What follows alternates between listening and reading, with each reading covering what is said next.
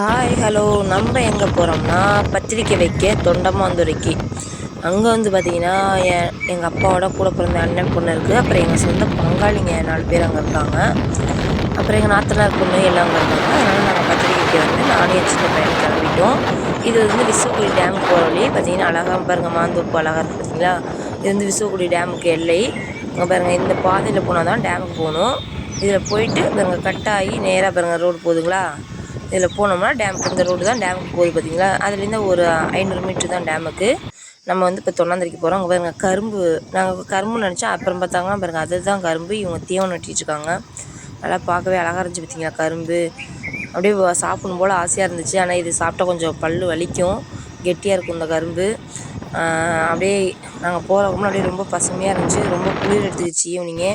இப்போ வந்து நாங்கள் எங்கே போகிறோம்னா எங்கள் சொந்த பெரியப்பா அம்மா வீட்டுக்கு பத்திரிக்கை வைக்க போயிட்டுருக்கோம். பாதை தெரில ஒருத்தட்டையே கேட்டுருக்கோம். ஏன்னா எங்கள் அப்பாவோட கூட பிறந்த அண்ணன் பொண்ணு தான். இருந்தாலும் நாங்கள் ரொம்ப நாள் கழித்து போகிறதுனால எனக்கே பாதை தெரில, காட்டில் இருந்தாங்க. அப்புறம் அங்கே ஆட்டோவில் வந்தாங்க வேலைக்கு போயிட்டு. அவங்கள்ட்ட கேட்டோம் அட்ரஸ்ஸு. அவங்கள்ட்ட அட்ரஸ் கேட்டுட்டு அதுக்கப்புறம் தான் இந்த ரோடே பார்த்திங்கன்னா ரொம்ப கட்டாமுட்டான்னு கிடந்துச்சு. அந்த ரோட்டில் தான் நாங்கள் போனோம். அந்த ரோட்லேயே போகவே முடியல, ரோடே சரியில்லை. அந்த ரோட்டில் தான் நானும் பையனும் போனோம். அப்படியே பொறுமையாக போனோம். பாருங்கள் ரோடு எப்படி கிடக்கும் பாருங்கள். மழை வேறு பெஞ்சு குண்டும் குழியுமா இருந்துச்சு. நல்லா சோளம் போட்டு அழகாக பாருங்கள் எப்படி இருக்குன்னு சொல்லிட்டு. இதுதான் பார்த்திங்கன்னா என் கூட பிறந்த தம்பியோட மாமனாட்டு காடு. அந்தாண்ட புளிய மரத்து தெரியுங்களா, அதுதான் என் தம்பிக்கு சொந்த மாமனார் வீட்டு காடு. இந்த சோளம் எல்லாமே ஆல்ரெடி அவங்க பத்திரிக்கை வச்சுட்டு தான் அப்புறம் அக்கா வீட்டுக்கு வைக்க போகிறோம். அவங்களுக்கு ஏற்கனவே வச்சாச்சு பத்திரிக்கை. சரி அக்கா வீட்டுக்கு போய்ட்டு அங்கே வைக்கலாம் அப்படின்னு சொல்லிட்டு அங்கே போயிட்டுருக்கோம். பாதை கொஞ்சம் கரடு முரடாக இருந்தாலும் பொறுமையாக, பாதையே கிடையாதுங்க, மண் ரோடு தான். அந்த மண் ரோட்டில் தான் ரொம்ப நேரம் ட்ராவல் பண்ணி போயிட்டு தான் பாருங்க. இதான் என் தம்பி மாமனார் வீடு பாருங்க, அங்கே தெரியுது. அப்படியே பொறுமையாக போனோம் பார்த்துங்க.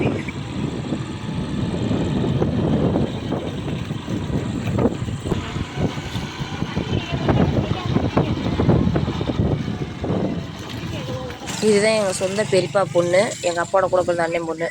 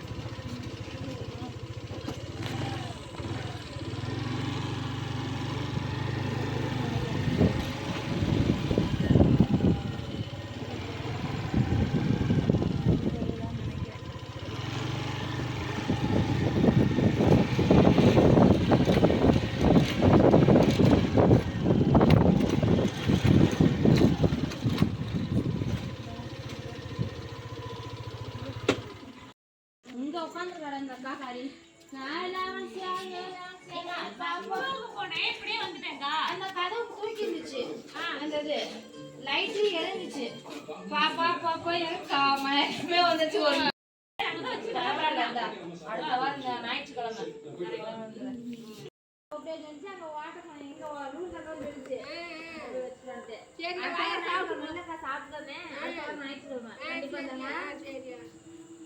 அடுத்தது பார்த்தீங்கன்னா என் சொந்த பங்காளி வீட்டுக்கு. ஞாயிற்றுக்கிழமை